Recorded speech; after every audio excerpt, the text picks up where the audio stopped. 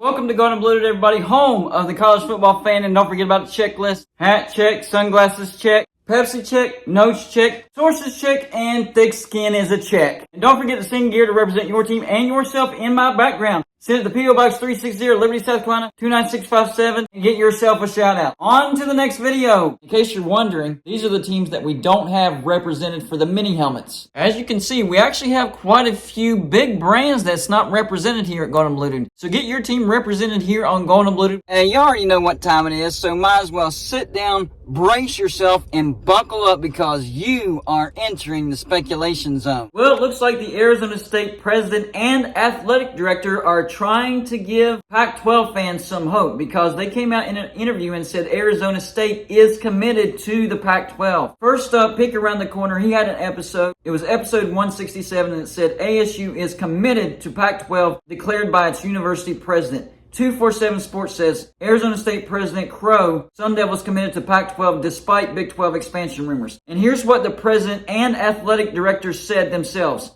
Arizona State President Michael Crow told State Press this week that the university is committed to the Pac-12. By the way, this is an article by 247 Sports. You might want to check it out. And not in contact with the Big 12 about expansion. There have been no discussions from us, Arizona State, with the Big 12 Conference on moving. Crow said, there's been discussions between everyone, everywhere, on all things related to where our conference is going and where stuff's going to end up and what's happening. We are committed to the Pac-12. Crow added that he expects a good offer in Pac-12 media right negotiations to emerge soon. We're close to knowing where we're going to be, and I think we're close to a deal, Crow said. I think that the Pac-12 media rights became more complicated with departure of USC and UCLA. They're up and down, but we have fabulous sports teams, and the remaining teams, we're going to get a good offer. We're in the final stages of that process. And then the Arizona State athletic director said this. We're managing it by being patient and letting the process with our new commissioner, George Kliavkoff, take its course. Anderson, the Arizona State athletic director, told Arizona Sports, Bickley and Marotta, it's been challenging and it's been frustrating. I don't think anybody can deny that. And so we've had to be patient because, very frankly, we're not in control. We certainly believe the value ASU as an institution brings to the Pac-12 conference and the overall conference scene. But we have been forced, like everyone else, unfortunately, to let these things play out because we are not in the driver's seat. So the Arizona State president and athletic director are coming out and saying, hey, we're sticking with the Pac-12. We think we're going to have a good TV deal.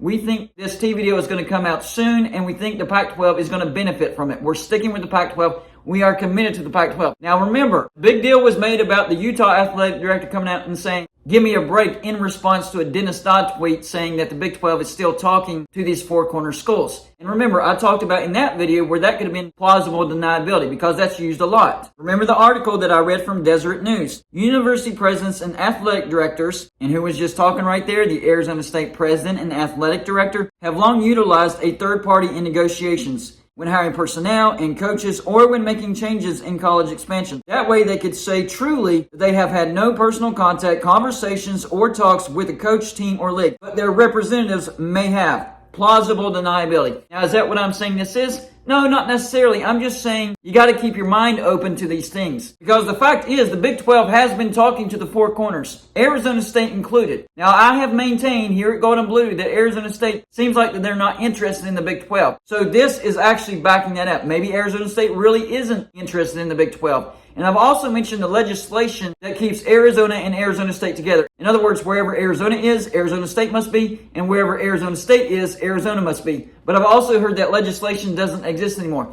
So that information might be important. I really haven't had a chance to look it up. So if you can look it up and let me know whether that legislation exists or doesn't exist, I'd greatly appreciate it. Just leave it in the comment section of my video. Now, this was a comment on his show on 365 Sports. His name was James. It says, update. A deal is expected before the end of March. Apple TV Plus, Amazon Prime Video, and ESPN are all in the mix, with the majority of games expected streamed. But things are fluid and might change. Now, our favorite college football conspiracy theorist chimed in on this. This is what MacGyver had to say, and I've quoted this before. If you start to hear reports of a PAC media offer for $25 to $28 million per school trickle out, keep a couple things in mind. This is a streaming heavy proposal, and that's just what James said in that comment, and that's what we're hearing all the time. That sees the PAC absorbing the cost of producing their own games. And that amount is not reflected in the numbers being bandied about. There would be no ownership of Tier 2 media in the proposal, so no revenue to cover those costs, save what is being paid in the TV deal. Cost to produce the content would be worth north of $75 million a year, counting all sports. So at 10 schools, this would be a $7 to $8 million a year haircut off the numbers. Important to look at total contract value per team, subtract production costs, and the Pac-12 office cut, which is rumored to be half a share moving forward, to get the true number that would be shared per school. There will be spinsters who do not acknowledge this. So basically, since this is a streaming heavy TV media deal, the Pac-12 might have to cover their own costs. And just ask the MLS. They are streaming heavy and they're having to cover their own costs, and it's about $60 million a year. So that seems like that could be true. Now I reiterate, could be true. Not definitely is true, but could be true. By the way, this will be a Get It Gang video. If you don't know what the Get It Gang is, it's basically a name that I came up with for a group of people that leave video ideas in the comments section of my videos.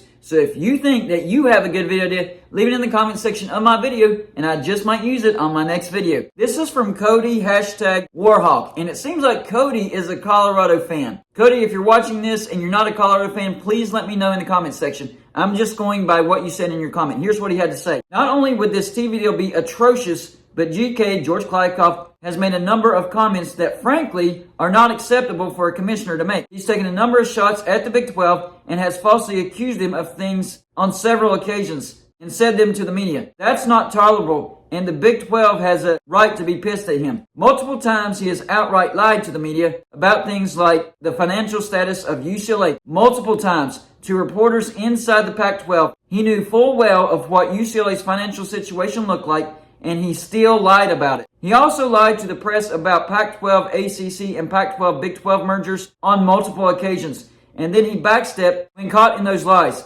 Several times he's made excuses as to why he has failed dozens of times of getting the Pac-12 a media rights deal, and even used Coach Prime as one of his excuses, blaming my head coach in a manner of fashion. That's not acceptable. That's why I'm assuming that you're a Colorado fan, so if you're not, please let me know in the comments section. His behavior, his comments, and his actions have crossed the line multiple times. If the Pac-12 is serious about survival, it's time for them to remove him from the commissioner's seat. So the reason I use that comment is what if, and this is a big what if, alright, this is speculation. What if the commissioner is lying to these presidents and athletic directors about this good TV deal coming for the Pac-12? Where is that money coming from? And like MacGyver suggested, if this is heavily streamed as far as the TV media deal goes, then they're going to have to cover that cost. And what about that $50 million they still owe Comcast? You can't forget about that. So is the Pac-12 really in that good of a position like the Arizona State president and athletic director is suggesting? Maybe they are. Maybe they fooled all of us. Maybe they're going to come out with a good TV deal, and maybe the TV deal is even better than the Big 12's. That would shock the world. But think about this. Best case scenario for the Pac-12.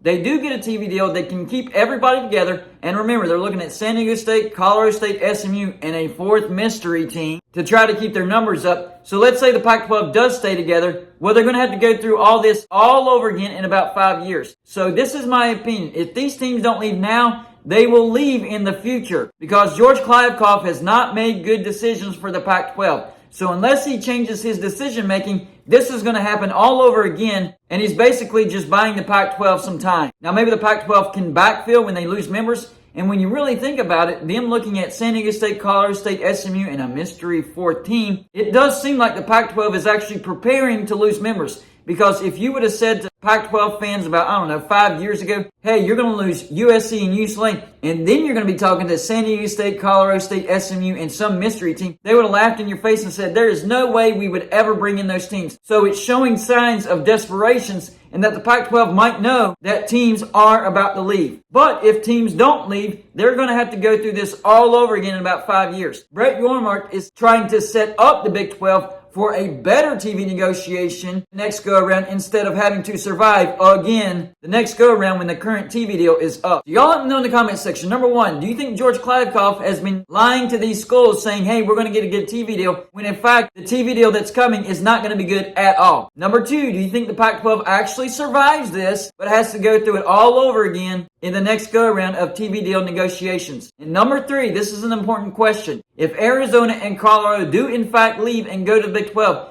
Do you think that Arizona State actually changes its mind and goes with those two schools? That's all I got for you for this show. Like and subscribe if you haven't already, and I'll see you on my next show.